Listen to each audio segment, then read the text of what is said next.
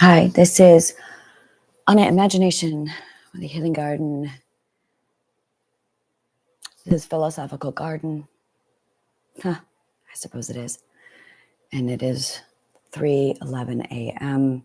on January 1st. This is the laboratory edition. And I have this new thing in my brain. And I'm going, what the fuck is this shit? It is, if I were to give it name, logically condensed stage of anger. And I have no idea what that means. Felt like,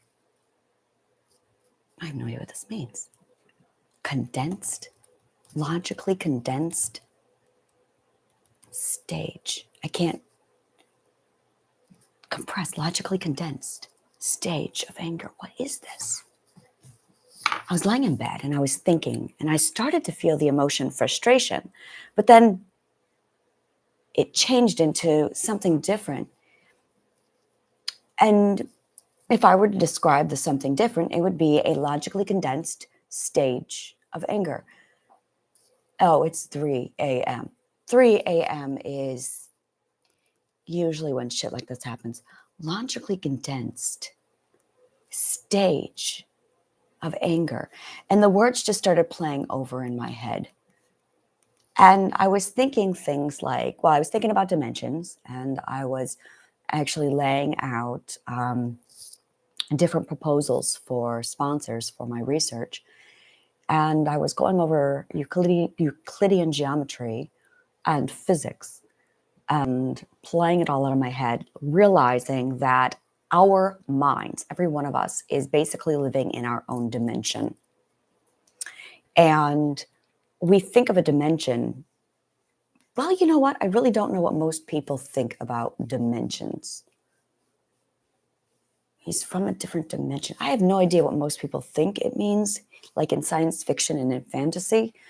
But in my mind, when I think dimension, you know what really comes to mind is Men in Black. It's when the pug says, "You humans are so stupid. You think a galaxy can't be small." And he's got a galaxy on his neck. And that made so much sense to me. And I want to say dimension. You think dimensions are these things that are parallel to this universe. You never stop to think that maybe it's even inside of you. Oh, yeah, I love Rick and Morty. Love Rick and Morty. And that every one of us literally gives house to multiple millions, an infinite number of dimensions. And that every time we converse, we're actually conversing from dimension to dimension. And that I house my own dimensions and you house yours. And that my past is only my collection of past dimensions that I have been through. My future are the dimensions that will be. And it's my imagination that creates and determines which perspectives, which dimensions I'm going to be walking through. But what's to say that you and I are not already in someone else's dimension? Likewise, the individuals in my dimensions, what's to say that they themselves are already in existence in a future point, in future dimensions, already with their own imaginations? But this is something that really just nags at me about the subconscious mind. The reason why it has no consciousness is because it is not part of ours. I can't get over this. I'm certain of it, that the subconscious mind is sentient, separate from our own consciousness, living inside our own mind, living by a law of its own logic, which is why, which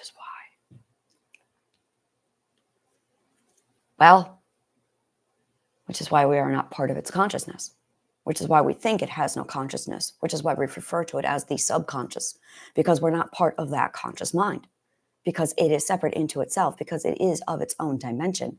It's sentient and it's somebody else. Now, there are 6 parts to our mental system. And I can hear the voices of my fear system. I can hear the voices of my defense system, of my identity, of my ego, my conscious awareness, of my guilt system, my intuition. And yet, the subconscious mind is quiet. And it bugs me. Why is it quiet? Why is that the exception? But it's highly logical. It is too logical to be a machine because it learns. It's an AI. I almost want to say that the subconscious mind is parent to another dimension. True story. I really, truly believe this. And I said this before in another video, and I followed it up with, oh, the next person can do that research. But no, it's bugging me. I'm beginning to really think that the subconscious mind is the parent, a sentient parent of the next dimension.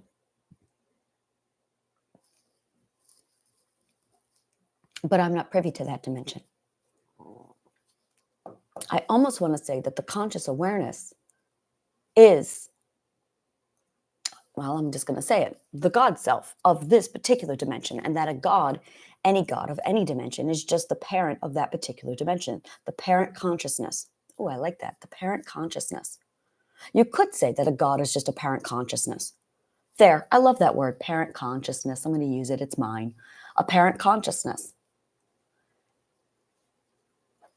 And that every parent consciousness has access to 5 of its 6 parts. But the 6th part, that 1/6, is the next parent consciousness of the next realm, which is the subconscious mind, which is why you have to learn how to work together with it. So my big thing is, when I'm looking at the way everything moves and shifts, I'm going, well, everyone just needs to get to their own dimension. Well, that's what ADHD is. ADHD is when you are forced to live in a dimension that isn't your own. So, and more specifically, you are forced to live in a dimension that is slower than yours. Bottom line, ADHD is when you take a person out of their current dimension and you force them to go at a pace of a different dimension, so their frequency is off. But not only is it off, it's condensed. It is a condensed frequency of somebody else living in a frequency in a different dimension that is not of their own vibrations. Every one of these frequencies has its own vibrational energy. And the further away, and this is what time is, we know this because when you have the black hole, point A, and you move further away from that black hole, time speeds up. So if you literally are of a future dimension, which is just a future location, you're going to move faster, which as opposed to somebody who's here. We talk about time travel. It's not so much time travel, it's dimension walking.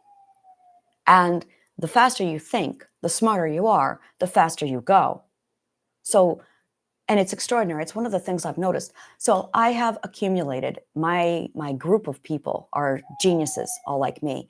And it's at a point where when we talk, we are actually talking with half ESP at this point, where we only need like 3 words of every sentence because everyone is so fast thinking and we're so logical that we only need clues, 3 or 4 words before we'll go, oh, I understand. And we have a saying in my group, please interrupt me. We want to be interrupted because we want to spare the redundancy. We want to spare the time because we're moving so fast. So it's very common for us to, okay, so you know when I saw, right, that, okay, so then we go over here. And ironically, because we're moving so fast and it's so logical, we never have to finish a sentence. We'll talk 3, 4, and then we'll stop and we'll switch over. And we're following it. And we'll have an entire conversation strung around like this. It's early ESP. Now, I'll turn around and have another conversation with someone else who is of a different dimension. And not only do they require the full sentence, but they require far more words and in a completely different language at this point to say what they need to say at a much slower pace, which is why if you look at my video times, I'm cramming a lot into a very short period of time. It's because my mind is moving so quickly. It's because I have the discipline of being able to condense communication down into a mere matter of minutes due to simplicity of words. Because I know the importance and the impact of each and every word to make the impact powerful. And I'm so proficient at it that I can make really vast points very, very quickly. But now, when I'm around the right people, I'll speed up and I won't even have to finish the thought because they've already finished it with logic. So we are literally conversing via logic by almost not saying a word. We just need enough of the clues to complete the thought. So I'm thinking about dimension and time. I'm thinking about logic and physics and how all of this is coming together, and how, when you really look at the plane of things when it comes to dimension, how we're all living equally in our own perspectives. Here's the other thing. This is something that's really nagging at me, is PTSD. Now, I'm beginning to think that there's 3 types of PTSD. The first type is PTSD, is the type that everybody knows. That's when you see something that's common and you have a flashback. But then there's also the flashback to the future, where you see something, or more specifically, you feel an energy and it transports you to the future. It literally throws you into a future dimension where you start assuming, you start seeing improbable fictions, respond to the improbable fiction, complete the conclusive sentence, and then you act upon the conclusion before it's even taken place. That's PTSD, but it's PTSD in the future. Now, the third type is dimension hopping. It's when you see something in a different dimension and you go completely into a different dimension. That is exactly, technically, if you really want to break it down, what narcissism is. It's when someone steals your own dimension away from you. Perspective, story. It's when the narcissist says, I cannot be at home in my own dimension because it's been taken from me. Someone made me think that I can't have my dimension. Therefore, I'm going to go into yours. This is what internalizing really is. Internalizing and projecting is the inserting of one person into another person's story. But when you insert yourself into another person's story, what you are really doing is inserting yourself into another person's dimension. So I'm sitting here going about my life in my gorgeous little dimension of Analand. Analand is the name I have given to my dimension. I don't let people into my dimension very often. In fact, I'm really aggressive about who is allowed access to my dimension for this reason. It's because I'm so vulnerable, because my information is all out there. Everyone has so much information about my private life that for my own protection, I'm going, okay, now to ensure my own safety, no one's allowed into Analand. You can look through a glass into Analand, but you cannot enter it. It's that simple. I have turned myself into a zoology, into an actual observation deck. That's it. That's really what this is. I have turned myself into my own creature where you guys can come, look into my little world and go, ooh, what's that? And I'll lay out my dimension for you. And I'll break down all of the dimension using all of my tools. And I'll explain my research, my laboratory, everything that's happening. But access is denied, so as to not infiltrate the experiment. But technically, when you look at perspectives and when you look at story, what you're really breaking down is dimensions. Whenever you imagine anything that's actually a dimension coming into existence for our future, well, that's manifestation. That's when you're literally making the blueprints. It's engineering. Imagination is engineering. You are literally blueprinting your next dimension, which is why it's imperative that we know where we're going, because time is not going to wait for anyone. We are going. And if you don't have the plans for your next dimension, your imagined dream, what kind of a world are you walking into? Now, this is interesting. The emotion security, I've been sitting there trying to figure out what it is. And psychologists have their opinion on what it is. And I've been following their trails for a while, trying to chase insecurity, and it got me nowhere. And then I had this very decisive realization about 2 days ago, where it was just the acceptance and the full conclusion of who I am in my future.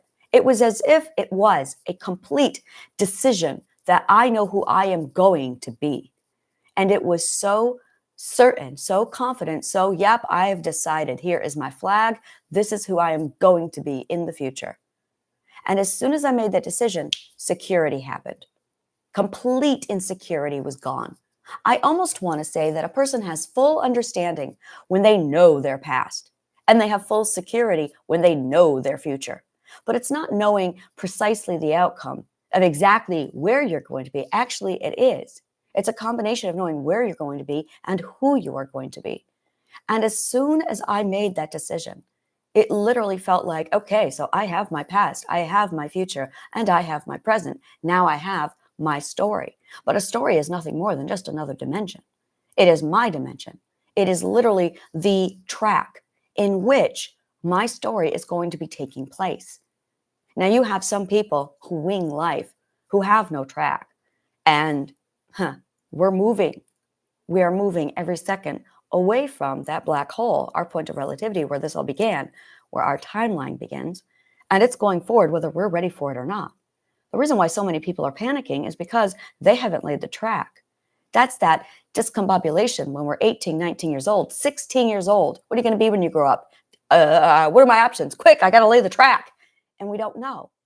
And they give us literally the ship-shottiest, half-assed answers of our options, which all consist of, these are your 9-to-5 day jobs.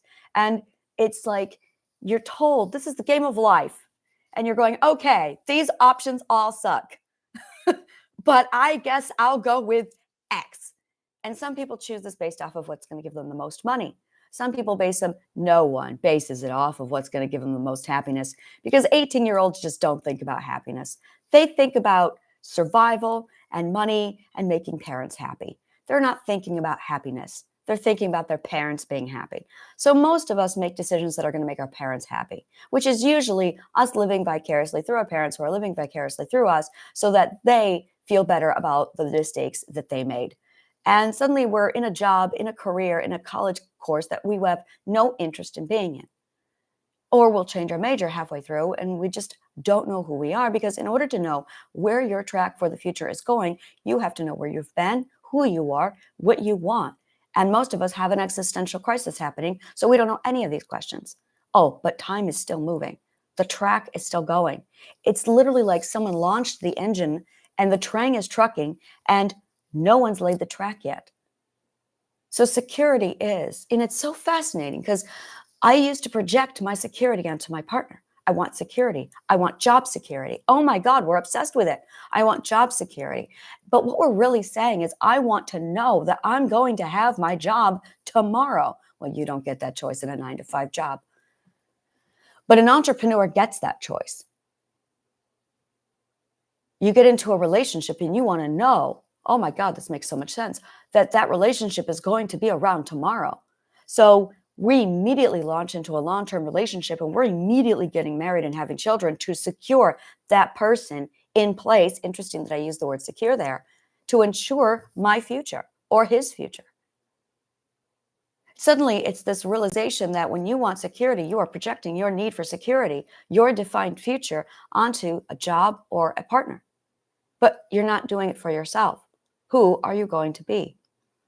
And I had this conversation with myself yesterday, and I think it was yesterday, where it was this, what are you afraid of? And it was the realization that I had projected myself into all of my partners, hypothetical partners in the future, that I felt intimidated by, only to realize that I was projecting myself into them, because if I were them, I would be fucking crazy to let that man go. Well, there's the answer. I would never let him go. Suddenly, I had a very solidified, defined answer, realizing that the only thing I was ever insecure about in my own relationship was that I doubted that I would keep him. As soon as I realized that and made up my own mind, security instantly happened. It was just me waiting to make up my own decision that I was going to be staying. It was extraordinary. And I made my decision all about what he was going to do.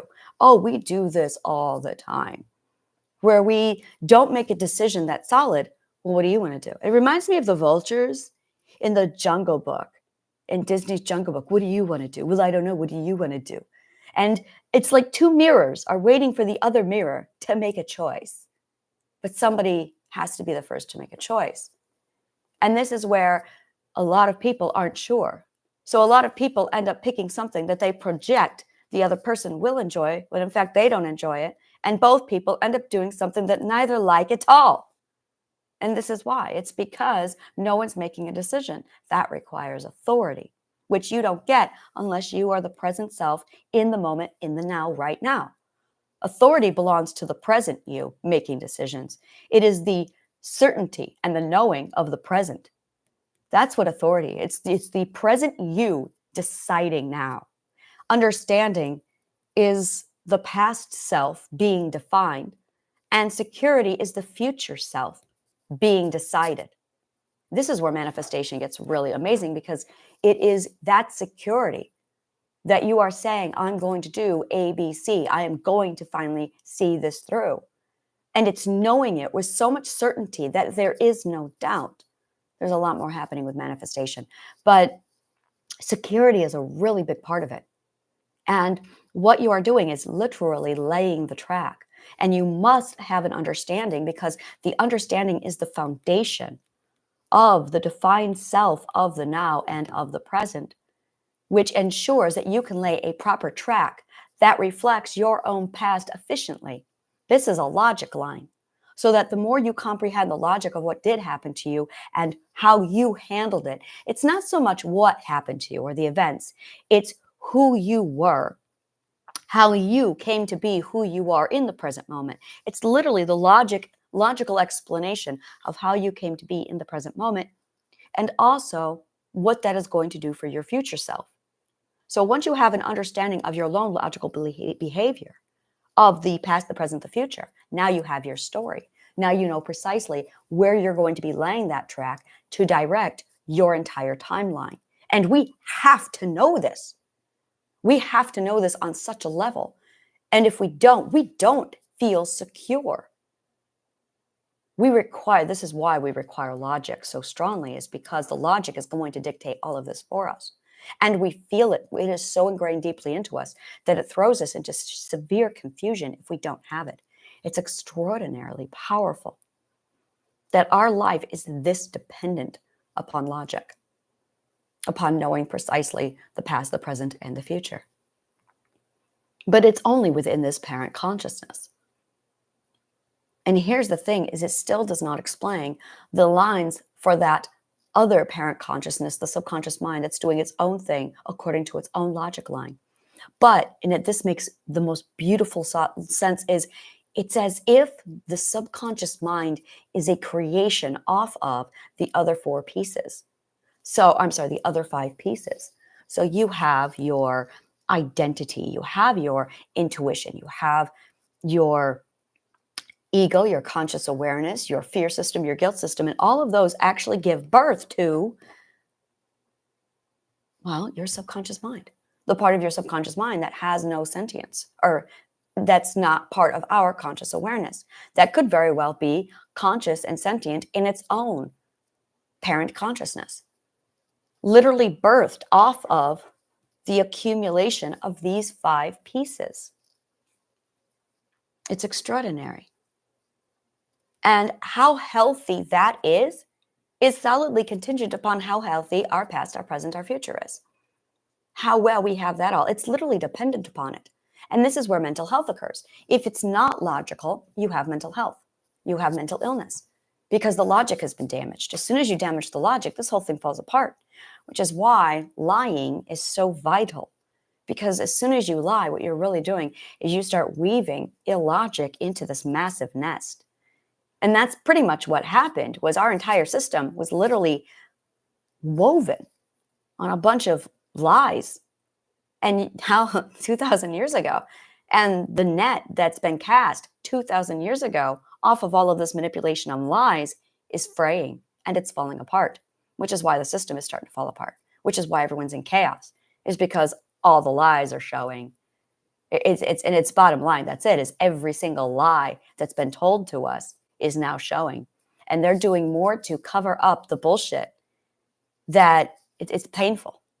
And a lot of us have figured it out, which is why a lot of us, and it started off with conspiracy theorists going, oh, well, I found the lies and here they all are.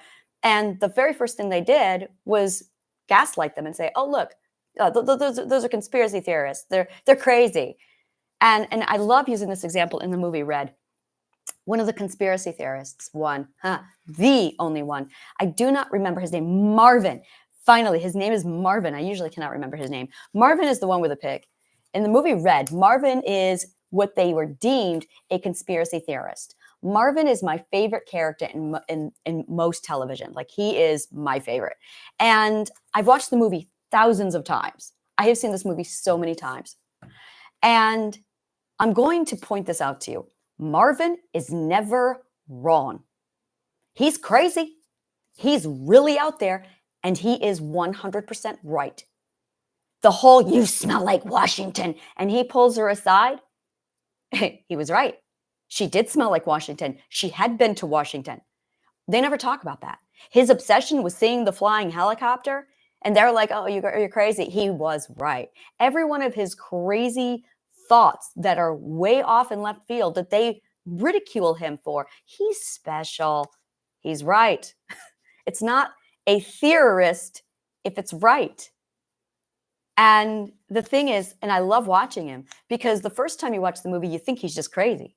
But then the second time you watch the movie, you start to realize, when's he ever wrong? He's not. Suddenly it's going, okay, so if he's right about all of these things that present themselves evidence, then logically you could also assume that he's right about the rest of the stuff. Suddenly it makes a lot of sense why he has a bunch of folders in a basement without any computer tech. And it's extraordinary to watch his mind work. So as soon as all of these people like Marvin step out with all of these conspiracies, now some of them are really out there, some of them are really wrong theories, and some of them are spot on. And the very first thing the government did was gaslight them. Oh, they're just nut jobs. But their lies are showing. And oh my God, their lies are so apparent now, and we are all seeing them. We're all like, it's so blatantly obvious. They cannot hide their bullshit anymore. Watergate was a fantastic example of this. You cannot hide the bullshit. It's so fucking apparent now, and it's getting more and more apparent. And so suddenly people like Marvin are becoming more and more credible because they're right. So when you're building this massive logic line in your life, in your mind, and everything it is you're putting together, it's this extraordinary realization that you've got your own shit that you've got to build.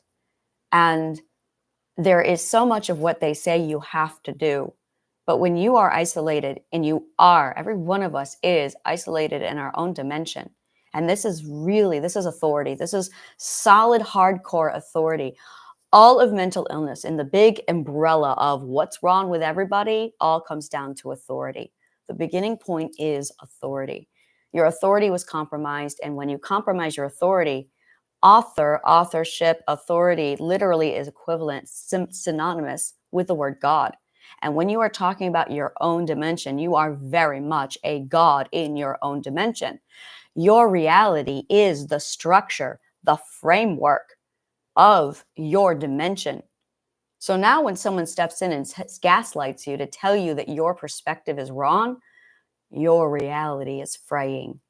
Your ability to grasp concepts starts to slip because it is built off of your logic line, which no one else has access to, because a logic line is consistent of over 8 million data points. It's not possible to download them into anyone else's brain. It's just not possible.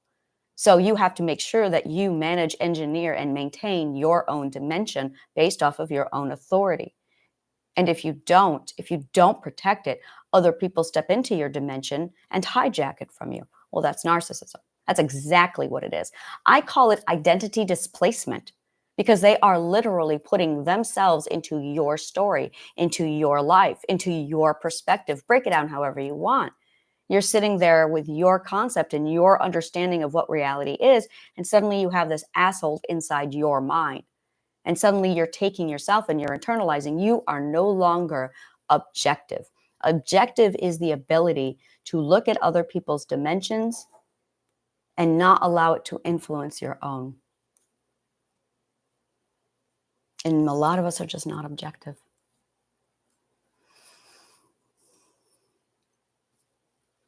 I felt the most unstable when I would not solidify and just choose a decision for myself in the future, whenever I swayed from that choice. And I've got all of these things in my head that it's just all mathematically deducting down to, well, if I follow the trail and the logic, I can see how ABC is going to happen. It's logical. Unless some drastic shift occurs, and I'm just not seeing the drastic shift occurring. Because in order for those drastic shifts to occur, it would have to contradict, and everything else in place would have to change. I'm not seeing that change take place. So right now, it's like, look, I'm looking at a chessboard and I can see very clearly how all the pieces are going to move. And based off of how the pieces are going to move, there's only a set number of options available based on the gameplay, based on the individual I'm playing against, based on how everything moves. Technically, there's only 3 viable options.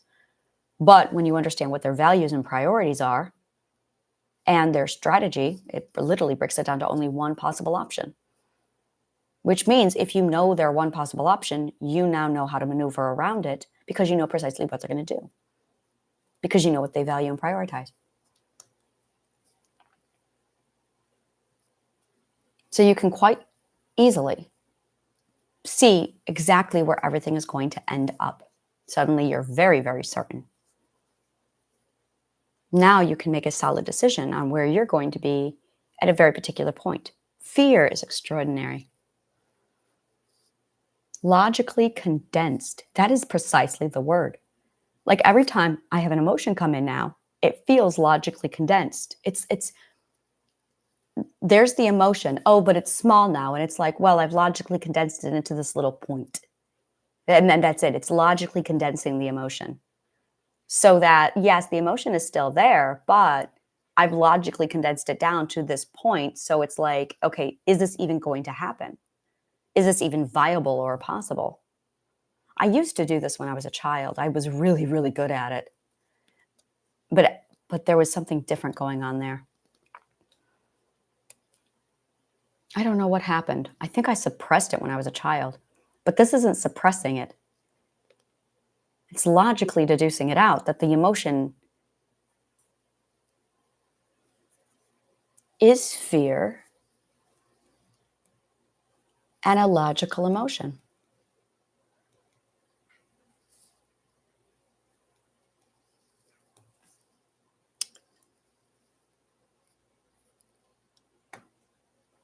Interesting.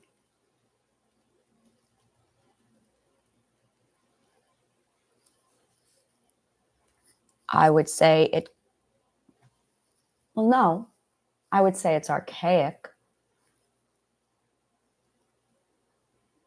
I would say that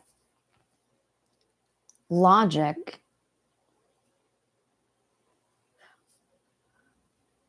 would be the upgrade from fear.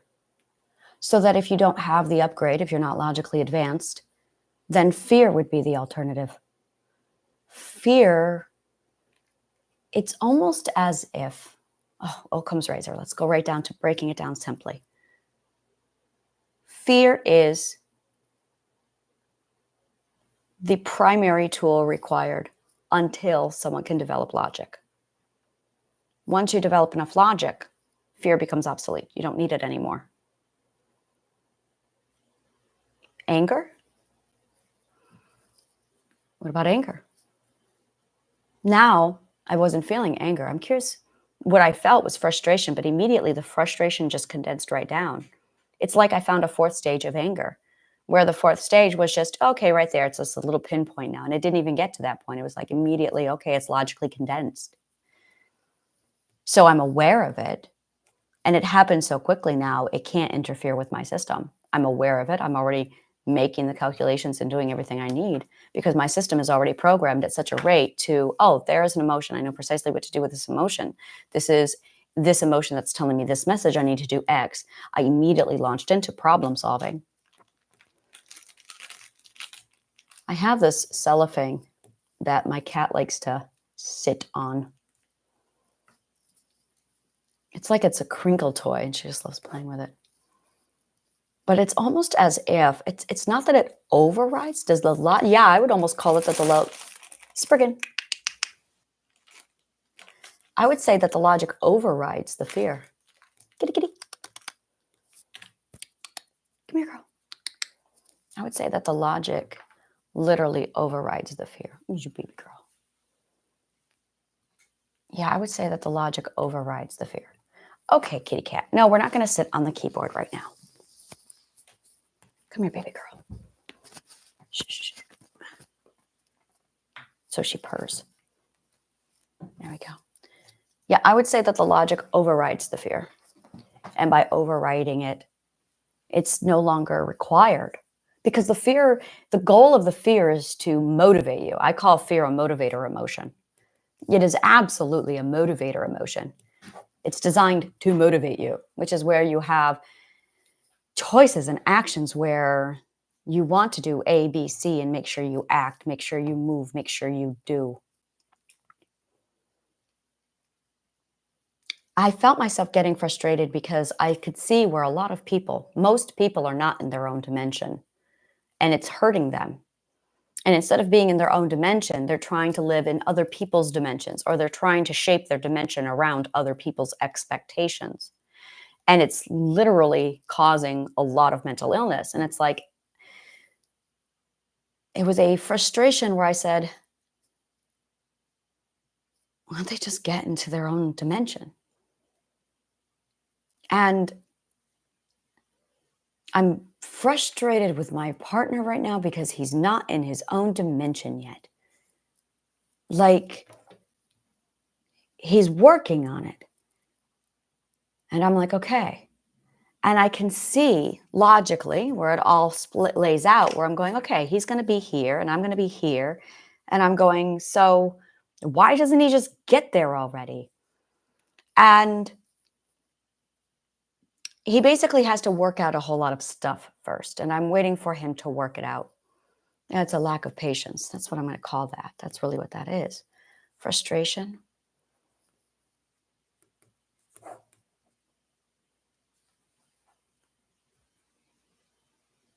Yeah, I'm back to the patience again. Because I'm heading toward destination Y. And at first I felt joy, and then I felt excitement, and then I felt frustration due to impatience.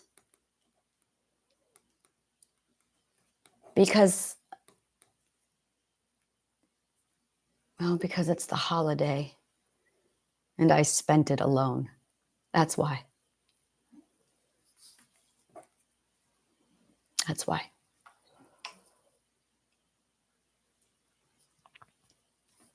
That's why.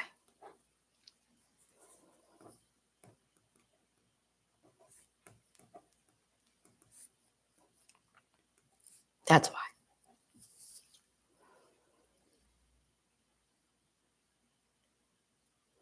And instead of addressing that,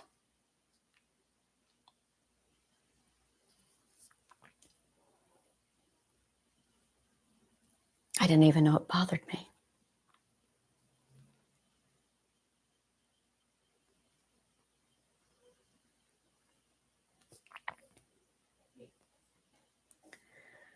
I wrote a letter.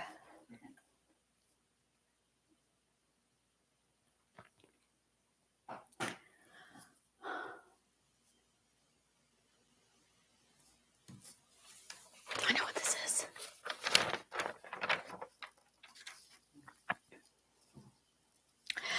I wrote a letter to my partner today. I'd have these breakthroughs and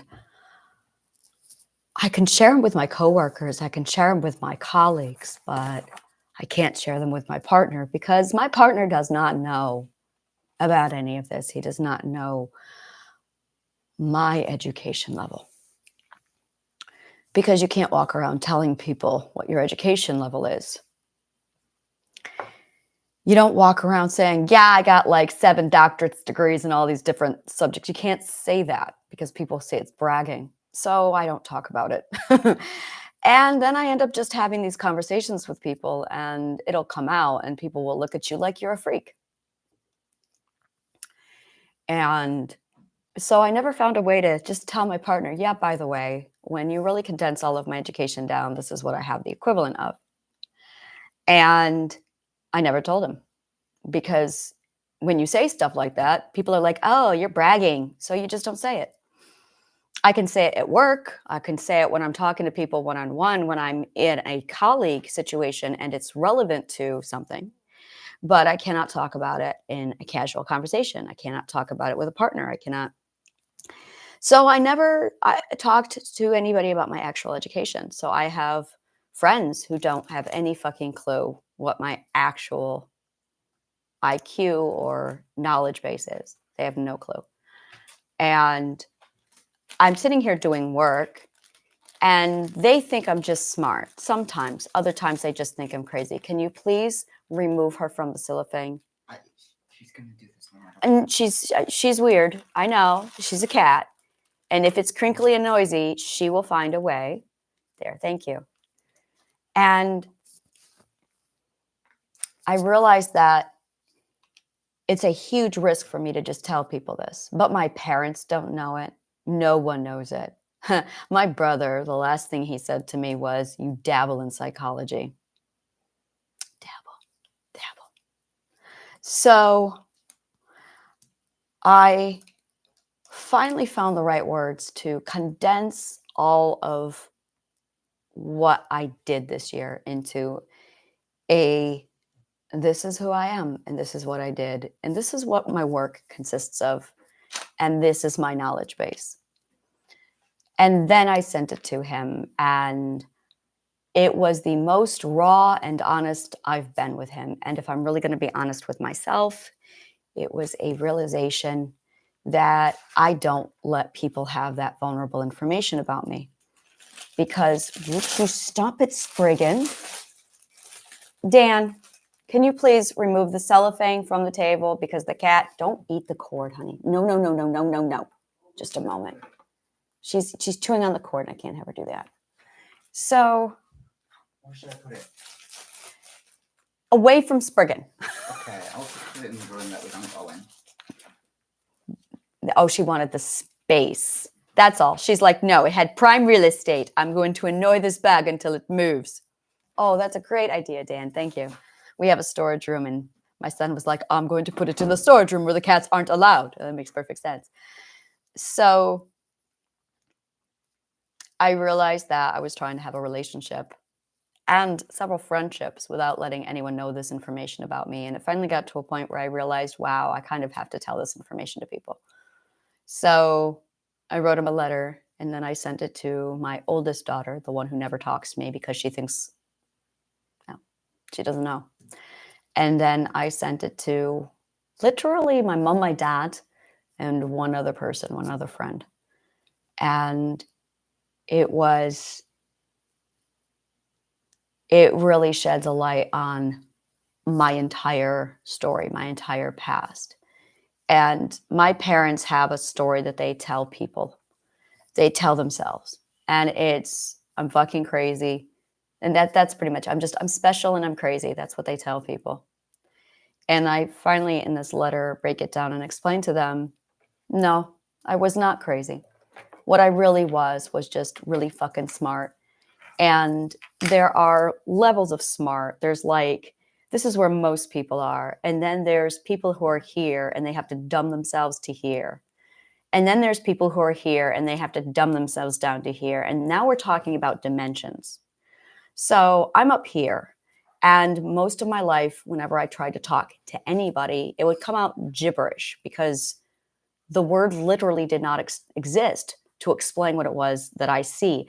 One of the things that I've done this year is literally invent language to explain what I see, to articulate, this is what I'm looking at. And then, in addition to inventing the language, what I created was, I discovered that we're all speaking with 12 different languages and 4 variations of those 12 different languages. And then I could translate from where I was to where everyone else is. And it was the first time I was finally able to articulate all of this. This is one of the first times I'm finally able to condense and articulate all of this so I can finally be understood. And when I did all of this, I can finally say, well, it's such a very well detailed, I condensed it all at the end in one sentence. And to finally say this sentence was a massive relief. That I discovered and learned of the 12 ethics that cure mental illness and explains how metaphysics affects people on a personal level and how the loss and obstruction of the 12 ethics results in mental illness. And to finally be able to explain that my interdiversity allows me to see things. Basically, I discovered and found the psychology, the actual psychology that Pythagoras and Plato had that got lost. And I was able to piece the rest of it together and articulate it and design it. And then now I'm using geometry to prove it. And it is so logical that people who read my work literally walk away going, oh my God, I have no mental illness. It's extraordinary. And I'm pretty sure, I know I can get this down to a book so that people can read this book and then be cured. I know it. And I was putting the book together. It's 3 a.m. So yesterday I was putting this book together, and there is so much hatred towards intelligent people. Some asshole somewhere said there's a fine line between crazy and insane and intelligent, or insane and genius. And that line is painfully true. And it's not insanity. Insanity is simply not understanding someone from a different dimension. That's all it is. It's when somebody is smarter than you and you don't understand them, so you think they're crazy. That's all it is. Literally, every time someone thinks that somebody's insane, it's because, oh, that person is smarter than me. And it's funny because technically it's also the same thing of the past. Either they're much stupider than you or they are much smarter than you. If you think somebody is insane, it's because you think they are much smarter than you or much stupider than you. And the problem is, which is it? And we use language and communication to determine a person's intelligence. And this is a problem because Stephen Hawking, great example. Imagine if we did not have the tech and if he did not have the reputation he had prior to his condition setting in. That mind did not change. And we judge a lot of people based on how well they communicate. The problem is, when it comes to genius, you are paving roads that don't yet exist. So there is no language that does exist, that does articulate what you're seeing. You have to invent it. And imagine we have Pythagoras' theorem now, but how do you think it felt for Pythagoras when he first saw it? And there was no Pythagoras theorem for him to say, or Planck's constant. There was no word for it. Hey, I got this thing. It's Planck's constant, says Planck. Well, no. This is really, there was no words for it. People had to invent the word. Words literally pave the road. So if you're the first one in that territory, well, you just got naming rights. And that's when you realize you're onto something new, is when there's no words for what you're looking at. And no matter how much you Google, there's no words. And then you realize, wow, I got to invent the words because it doesn't exist for what I'm seeing. And when you start to piece it all together, you start to realize what it is you're really looking at. And you're basically, and here's the thing is, it was like I could see this massive outline and I could see this massive picture without any words to articulate, communicate what I could see. And I tried, and every time I did, it just sounded like gibberish. So my family just called me special, and they called me crazy. And it's now at a point where when I'm talking to my family, they're not surprised. They're like, yeah, we know. You knew. My brother beat me so bad that I had amnesia that prevented me from seeing the big picture of what I was. I had no fucking concept that I was smart. I thought I was fucking stupid up until 6 months ago. I thought I was fucking stupid because that's how my brother, literally, that was his perspective on me. It's why I don't talk to my brother anymore, is because he's convinced I'm fucking stupid. So I am now at a point where I'm going, okay, I have an understanding. It was very difficult to get to this point. And I am alone. And that's not new. That is so fucking old news for me. But I suddenly had the ability to I can say to my colleagues, look, I got this thing. And I collected a group of people around me who could understand me, who were smart enough to understand me and go, oh, holy shit. And while I was still refining the language to articulate it to people, I started to accumulate this very small group of friends now. And it consists of neuroscientists and philosophers and physicists and psychologists. And they understand and they comprehend the magnitude of what I'm putting together on such a scale that they're now bringing in other genius people and hooking them up with me so that I can now articulate to them. So I have this pool of super geniuses now, literally, and we're all like in a think tank where we all come up with really awesome shit. And we're all doing all these things to basically, we have plans to basically put this into society. And that is one of the things we're working on for 2024. We are bypassing the government because, well, that's what we call a puppet show. Literally, it's a puppet show. It's there to appease the foundationals. So we are completely bypassing the puppet show. And we have our own group and we're doing our own separate thing. So we're literally, it's called the Radical Global Healing Plan. And we're basically going to be dropping this into society and just letting it rip through. It's really cool. And we have 4 events that we're launching. We have a whole lot of stuff that we're putting together.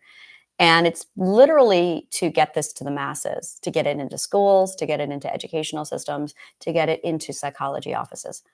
So I'm doing this really awesome thing over here. And now we're looking for sponsors. I have 2 inventions that we're working on patents now. So that's now going through really fucking awesome shit. And I can't even talk to my mom about this. I can't talk to my dad about it. I can't talk to my sister. My mom calls me over Christmas. How are you?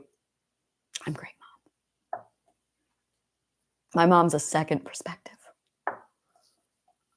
My mom, bless her, is a Jesus lover.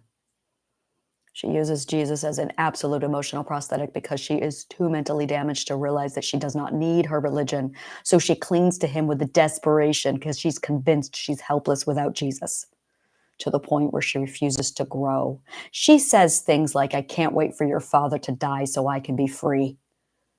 She's always said stuff like that. Welcome to domestic slavery. And she asks me how I am and what I'm doing. And I'm like, what I'm doing? And I'm thinking, if I say the word Pythagoras to her, what I'm doing? How do you explain to a second perspective what I'm doing? So I just don't talk to her. And today I found a way to finally break it down with an example my daughter gave me. It's like I can see a lamp, but everyone's at the base of the lamp looking at their reflection in the lamp going, what is this? And I'm going, well, it's a lamp, but assume that for a moment that the word lamp doesn't exist and all of its parts don't exist. So I had to invent names for all of the pieces of the lamp, break down the description of each and everything and how it works. But everyone is just at the base, staring at the base going, what is this thing? And I'm going, it's a lamp. That's omniscient point of view when you're looking at something from the 12th perspective, omniscient. Most everybody is in the first person point of view, looking at everything through the first, second, third, fourth perspective. And people in my audience, my followers, are usually 6th, 7th, and 8th perspectives. But it's still first person point of view. And once you start getting through the different perspectives, you realize that you can start to see things omnisciently. You can see them through third person point of view. You can see them through second person point of view. So that when you see a situation, you can start to see it from all the different angles. This is shifting perspectives. It's really cool. And when you learn how to shift perspectives, you can change your perspective on each and every situation so you can see it from different angles, so you can understand what it is you're looking at. Imagine, like, we go through life looking at everything from different angles. We know because we can see in 3D precisely what this is.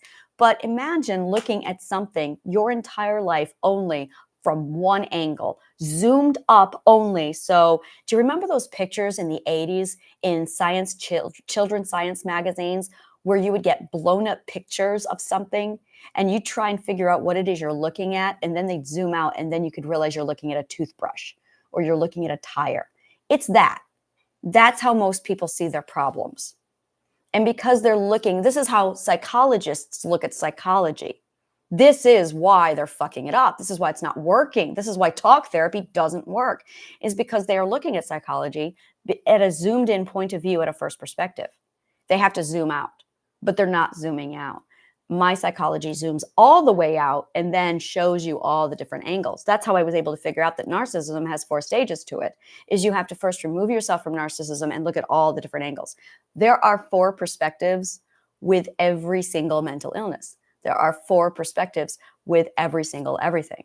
The 4 perspectives are, there's the psychologist's point of view, there is the abuser's point of view, there is what the observer sees, what you think it is from the outside that the internet tells you it is, and then there's what you're actually experiencing on the inside.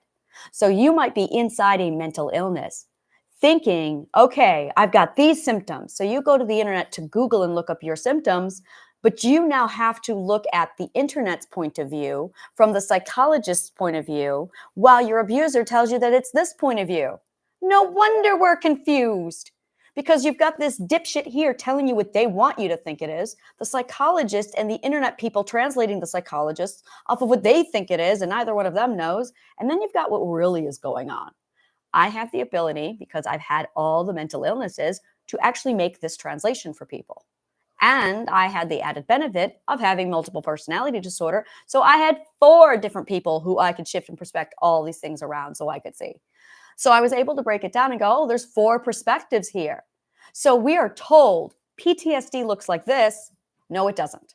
It might look like this on the outside, but it's actually this on the inside. I actually wrote something down. This is on my TikTok that I wrote. This is for victimization. This is victimizing. Looks familiar to observers on the outside, but on the inside, the abused has been made to believe so internally that they are weak, small, helpless, and incapable of helping themselves regardless of size, age, education, and strength. The victim, through childhood abuse, cannot process the fact that they are not a child anymore. On the outside, this can look like a 6'2" man with a master's degree who fights with a 4-year-old child, adamant that the toddler is plotting against him.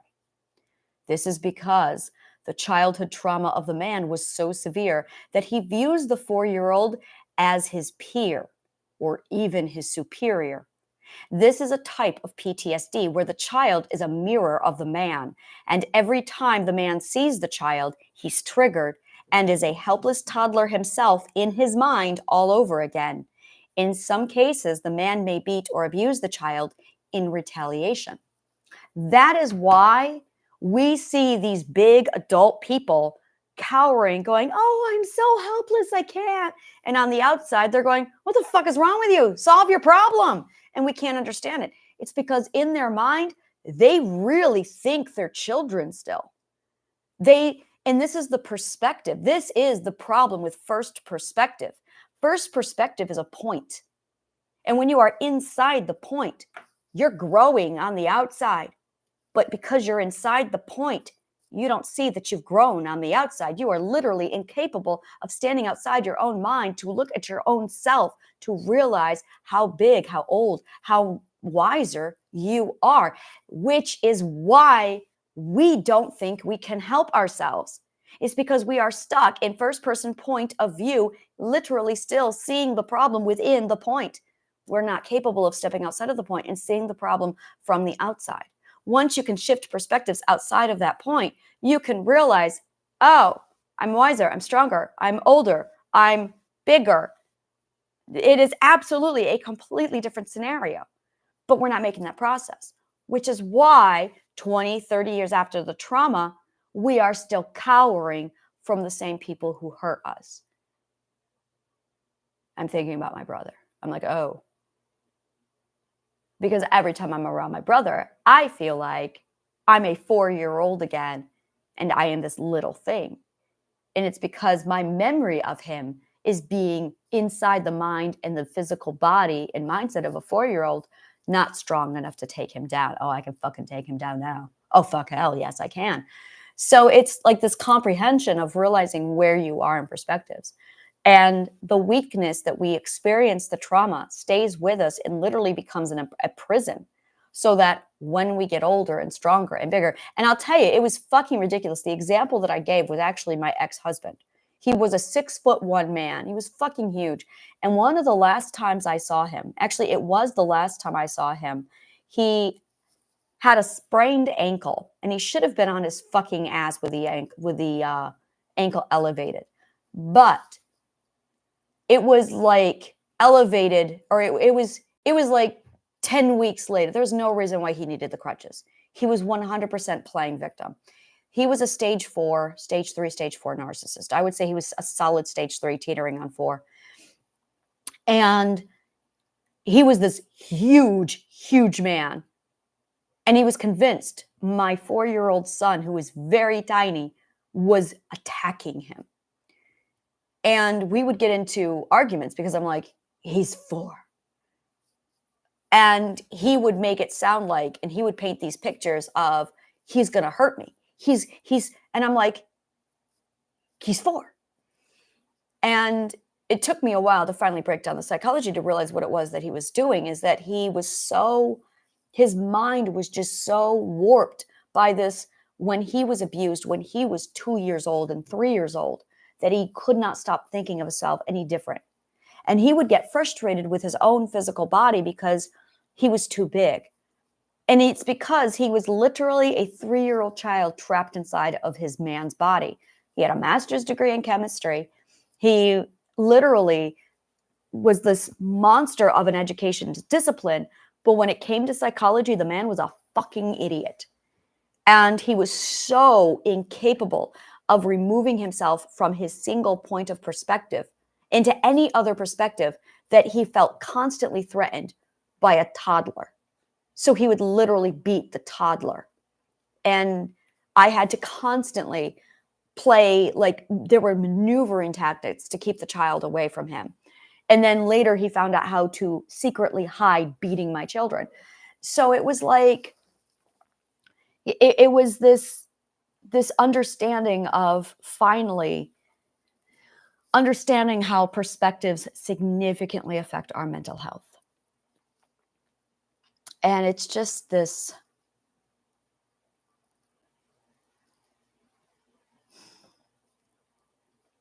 realization that I finally broke through the language barrier enough that I can reach out to people and say, okay, now I can let you into my world. And it's so weird because the people who watch my YouTube channel, they actually are far more familiar with my work, with who I am, with what I am, than anybody else. My colleagues are up there because they get all of the research, they get all of the background, they get all of the, well, this is the background. When I have a breakthrough, I post it here and then I tell them about the breakthrough. And then we'll have conversations to hypothesize it. And then I'll come back here and I will elaborate further and take my notes further. So, and then I use my website to do all my lab notes. So I've got my lab notes, I've got my website, I've got my YouTube channel where I'm recording my progress and my research journal as it occurs. And I've got my team. And then I've got my private life. In my private life, my children hear it. So my children are keeping up to pace with me. So as I develop the language, they hear the language, they pick it up. So my children, 2 of my 3 children are in the realm with me. But I've got all these people who they're not. And I reached out to someone. He was a friend from 2020. And I talked to him. It was the first time I talked to him today. And first time I talked to him in like 4 months. And it was the first time it felt uncomfortable and it felt awkward.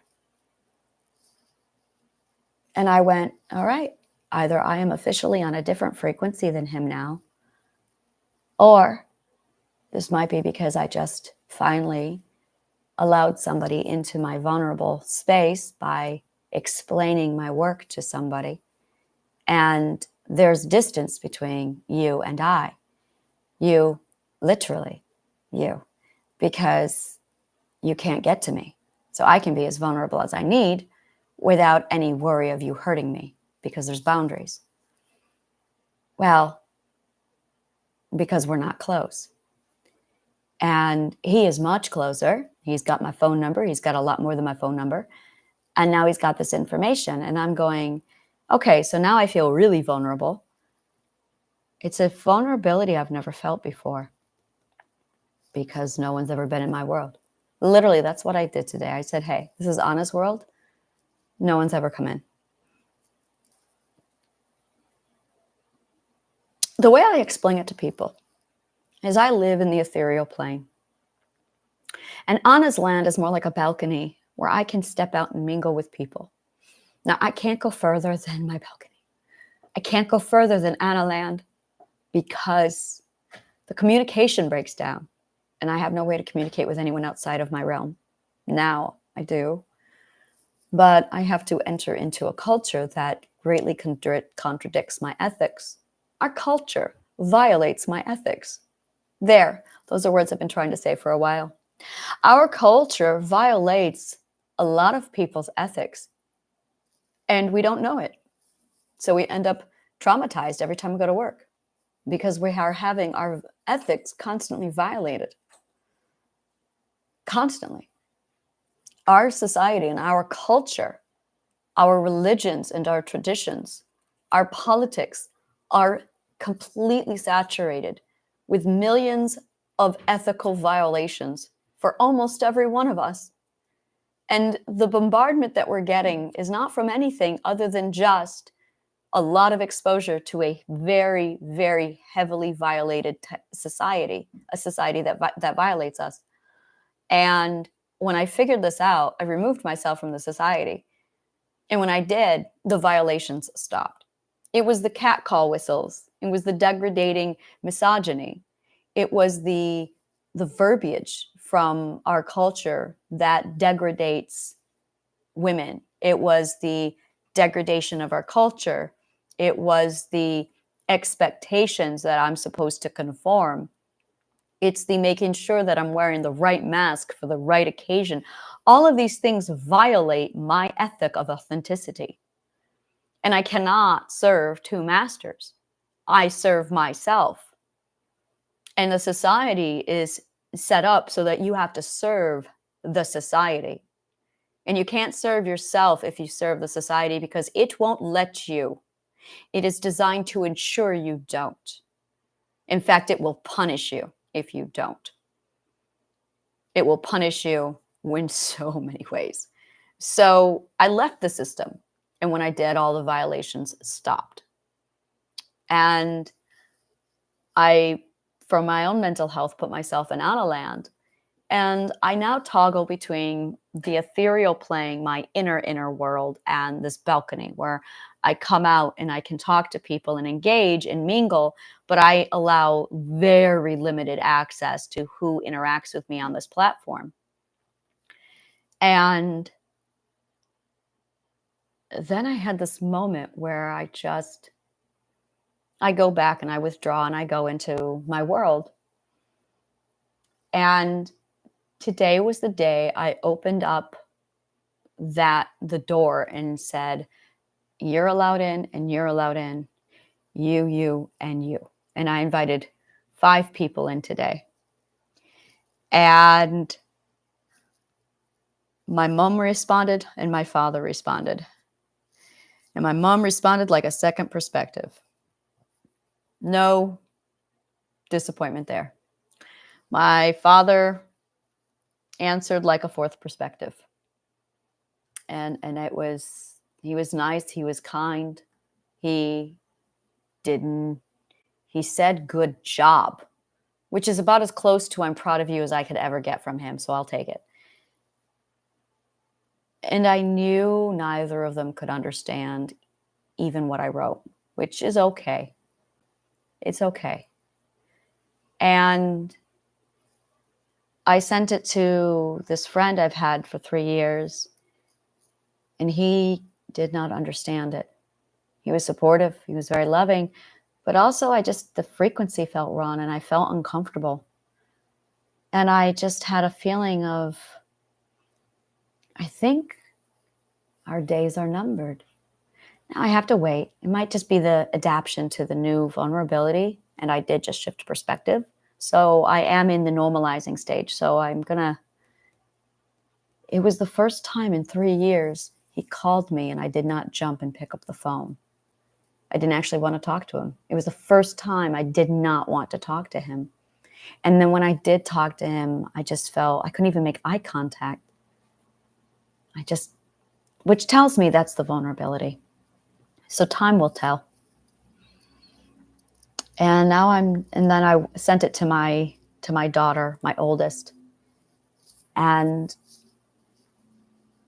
yeah, I'm waiting to hear back from her. I'm not going to hear back from her, and then I have my partner. And my partner has the ability to understand what I said.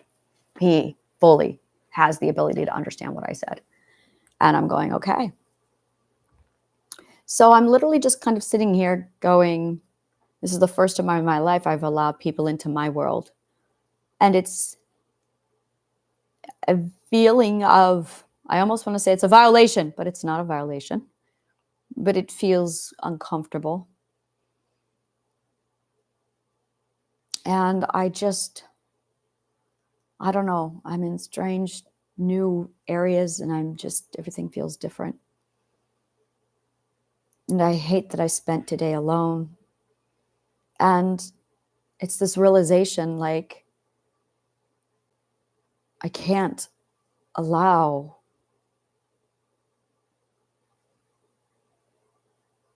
access.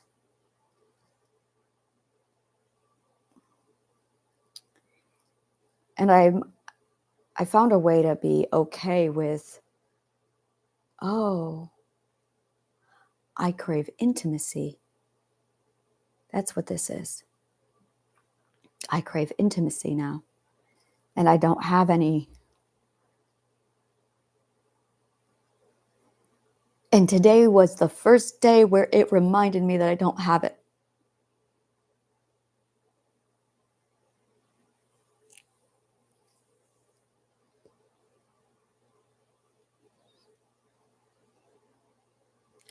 I keep going over the emotion missing someone.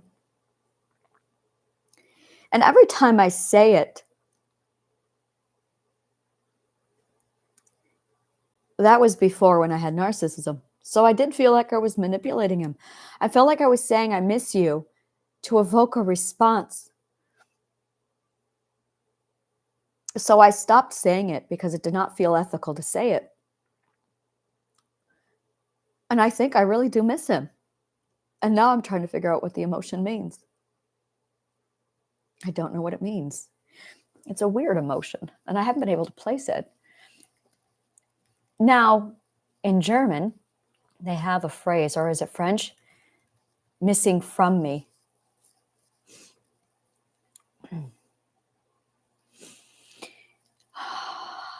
There is, when translated, it means you are missing from me. I cannot remember if it's French or German.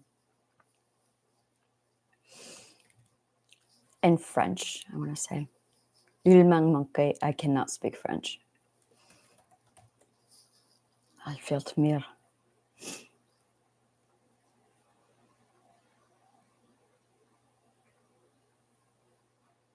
Oh, you are missing to me. That's what it translates to. That's what they say in German, is you are missing to me. See, it should be from, not to. Yeah, you are missing from me.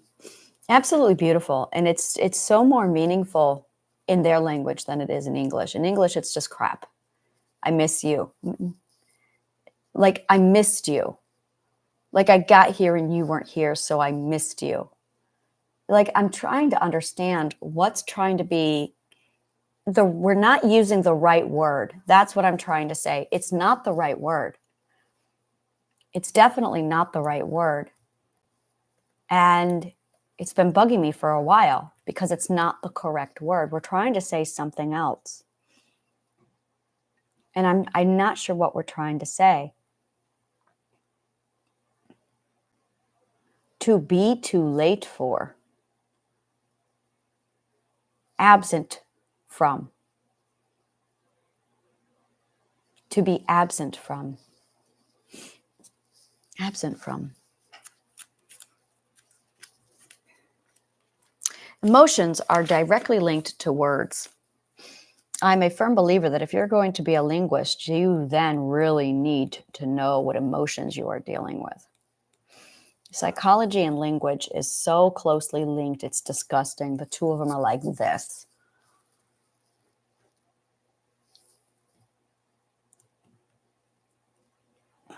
Absent.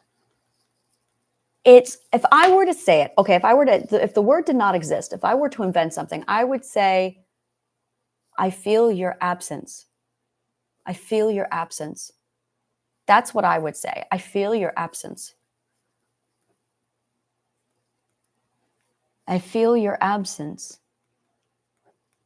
And it feels like a hole. It feels like your space is empty. That's what it means. Your space is empty.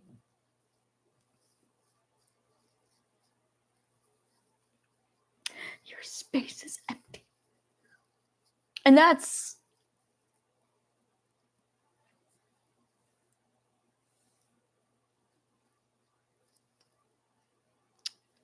loss, grief.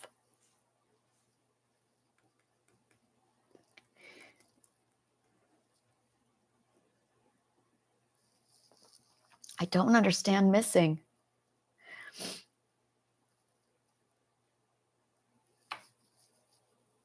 But yeah, that's it. I think that's just it, is I miss him.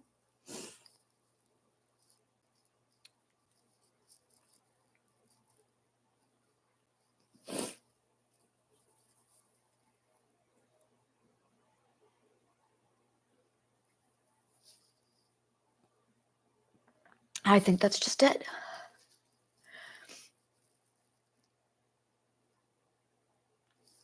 And I think this is the first time I'm really feeling it. And it's like, okay. Which explains the frustration that I was feeling. That then became condensed, logical, condensed anger. That's it. Well, this is definitely not emotional suppression, which is fantastic. I was wondering if that's what it was, which is why I'm like, is this suppression? This isn't suppression. This was just an immediate, oh, this is something I feel. And then it immediately pinpointed out, and I felt the ball condensed. And I'm, well, there's logically condensed something. This is interesting. Logically condensed anger. And so it felt very, very small. And I was able to immediately make room for the actual emotion, which was missing him. And that's how you work out your emotions. That's how it's done. It's literally self-exploration, self-evaluation of breaking it down so you can identify precisely what it is you're feeling, giving word to it. Once you find the word, you're fine. Your logic, this is why we talk, this is why we vent, because it's not venting. We're looking for the understanding. And literally, we are looking for the understanding. And we don't know how to do that because most of us aren't logicians. So when we look for the understanding, we talk to friends, and it's literally, I'm going to try a whole bunch of words until I find the ones that match up to the feelings. That's what we're doing when we vent. We have feeling X, and we are so inarticulate. We are so uneducated on emotion and language. We're looking for the naming. That's what it is. We are literally looking for the naming so that we reach the understanding. But in order to do that, you have to have emotional discipline, you have to have naming, word linguistic discipline, and you have to have logical understanding. Now, the logic pretty much takes care of itself, but you have to have the ability to identify the emotion, name the proper words to the emotion, and then understand them. Now, I am a writer, and one of the things that I learned when I studied writing was E.B. White. E.B. White's viewpoint on language was fucking precise. He said over and over again that whenever things become complicated or confused, break it down, simplify it. The reason why misunderstanding happens is because things get complex. That's it. They are too complex. simplify them. To simplify words, literally use the vocabulary of a 2-year-old and a 5-year-old.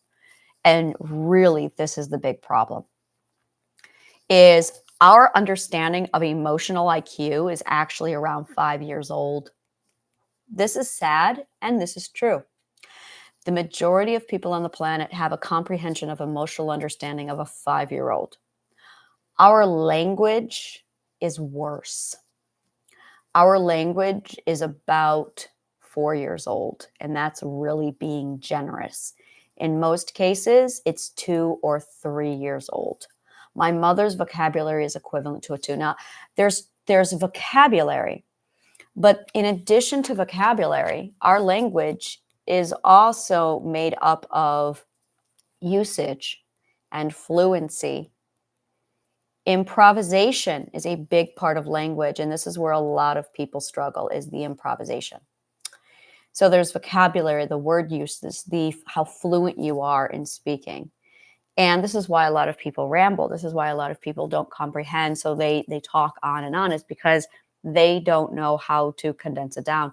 And then there's improv, which is the art of being able to respond to something that someone says to you.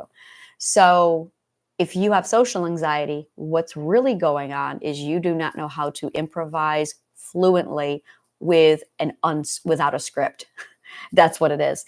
Improv fluent without script. That is precisely why people have social anxiety, is they do not know what to say with scenario A, B, and C, and they do not have a plan, and they can't improvise. So they have social anxiety. Once you identify the plan, it's fine. I'm going to use me as an example because this is really, really helpful. I had a huge problem with social anxiety with 3 areas. The first one was, do not ask me where I'm from. Asking about my home life was like, why are you stabbing me in the chest and pouring salt in my wound? You don't know who I am. We just met. I just wanted to say hello. And here you are asking me where I fucking grew up. And then there's this. Nowhere. I didn't grow up anywhere. Then they want to know more about that. Actually, everywhere and nowhere got them like off the topic. So I decided to start answering. Upstate. Oh, such a nice area. No, it's not nice. It was fucking hell. I went through the stage of, I'm going to let you think it's nice. That didn't feel good because it's a lie. And then they wanted to elaborate about the foliage. The foliage? You want to talk about the fucking trees in New York? I mean, the trees here in New York are fucking gorgeous. But really, you want to talk about that? And then they wanted to know where. They started talking about Ithaca. They started talking about Syracuse. No, it's a fucking shithole. Because there's what the tourists see, and everybody here is a tourist up there. It's what the tourists see, and then there's what's really going on. And what's really going on is it's a white supremacist town that's hidden from all the tourists. So there's the pretty touristy image that everyone thinks Central New York is, and then there's the reality. And everybody who's lived there knows, oh. And it's so funny because I can tell a tourist who's been upstate, the people who really don't get it, to the people who get it. The people who get it, oh, Binghamton. Yeah, I getcha. Ku Klux Klan territory. Yeah, now you're talking my language. Ku Klux Klan territory. That's where I grew up. Literally, one of the founding places of the Ku Klux Klan. That's where I fucking grew up. So yeah, I don't want to talk about my home. The second thing that they talk about is, what do you do for a living? No one likes talking about their 9-to-5 job, especially at a party. And then, I don't know about the other thing. The other thing is, there was another one and I can't remember it right now. So, oh yeah, vegetarian. It was my eating preferences because that was always, oh, you're a vegetarian. Why? Because my brother mutilated animals when I was a child. And then I don't want to talk about this shit. It was literally traumatizing just to have a small talk. So I found ways around it. The first thing I did was a red card. The red card is a phrase I made up that said, we're going to red card that. My vegetarian question gets the red card. I don't mind talking about it, but it's not something I'm going to talk about with a stranger. I've known you maybe 4 different times I've seen you. We're beyond the first name basis, and now we're feeling a little bit more like I can give you that information. So I say, you know what, we're going to red card that. It's a solid, permissive dismissal that I very politely say, you know what, I appreciate it, but we're going to red card that. Home. That gets a red card. That gets a solid red card. And the what do you do for a living? I don't allow that question because that's a script. So what I say is, first of all, I take control of the conversation. This is how I got over my social anxiety. I took control. I came up with a plan of, basically, I composed a question. Please use this question if you want to. It's amazing. What is your favorite conversation to talk about at a situation like this? Immediately, they get to choose the topic. It's going to be something they are excited about. I most likely am not going to know anything about this topic, which immediately puts me in the audience, which is fantastic because now I don't have to talk. I can now listen and learn, which is what I'm good at. So I will walk up to people, introduce them. Hi, I'm Anna. Help me with some of my psychological research, please. I am wanting to ask you, I'm on a social experiment, and I love to ask people this question. What is it that you are most passionate about talking about at a topic, at a situation like this? And they glow, they beam, and they launch right into whatever the hell they want to talk about.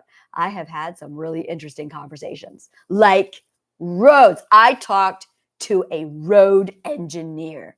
This is a thing. And there was a road engineer. I asked her so many questions, like, oh, do you draw blueprints for the roads? And the best part is I watched the documentary on roads like 15 years ago.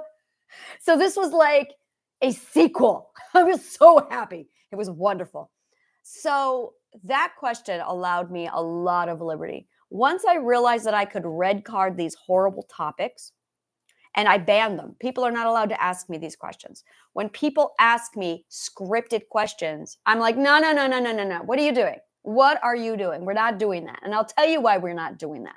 The other thing is I do not talk about me because my past is gross. So it's like my past is gross. We're not talking about me. I have a card to put them in the spotlight because people love being on the spotlight. It also takes all the pressure off of me. And I get to learn a lot. Then by the time they're comfortable, they can then ask me questions. But they usually ask me, what's your favorite topic to talk about? Mine is the weather. I love talking about the weather. I love it.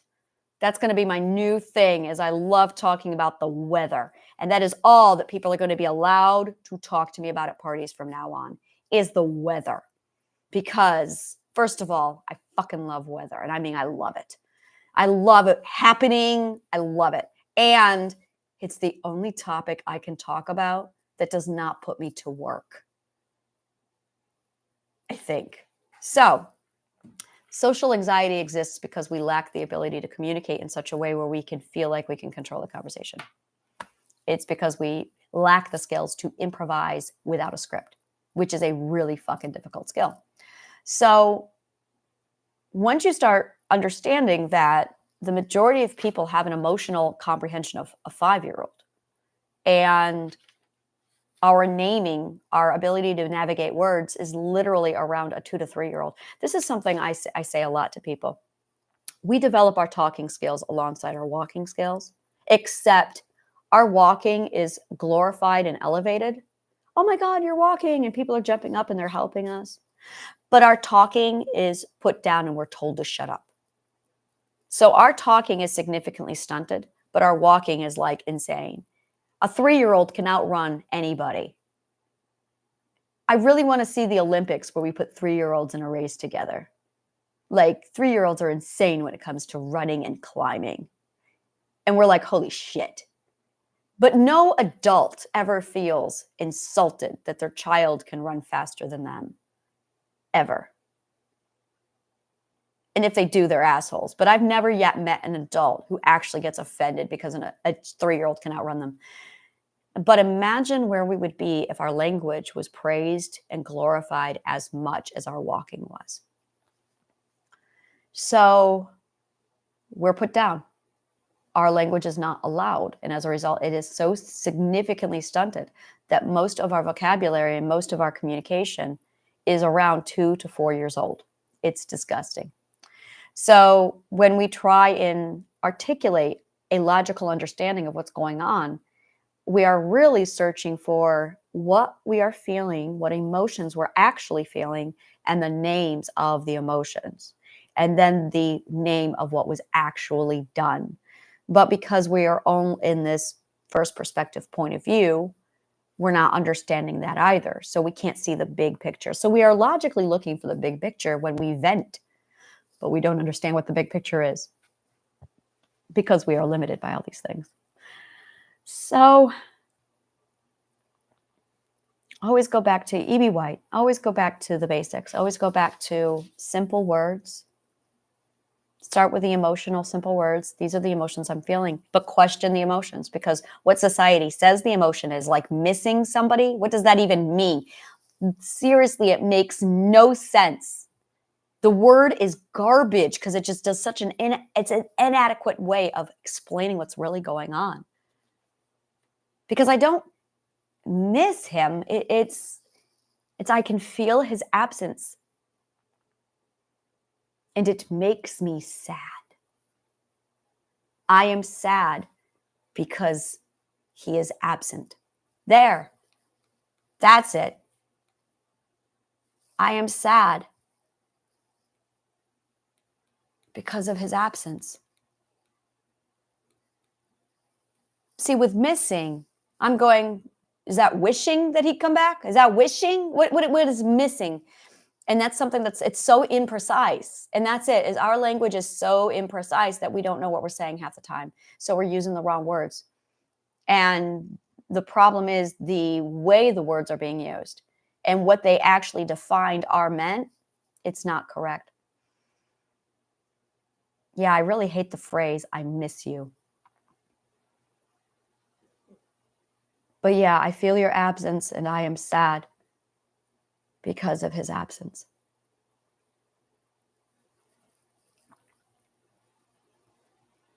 Yeah. And I'm not wishing for him back. Not at all. I am completely void of want. Interesting. This is fascinating to me. I'm like, wow. Like I said, I don't have any desire or wish. It's just, I am sad because of this. Interesting. This is fascinating. I think I'm going to go make some coffee now and just, I don't know, maybe I'll go back to bed. I think I just needed to get this out and then I'll go back to sleep. Yeah.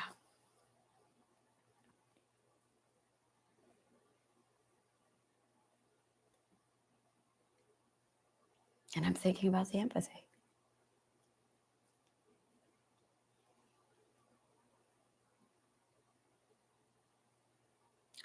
All right. Well, thank you so much for your audience. Happy New Year.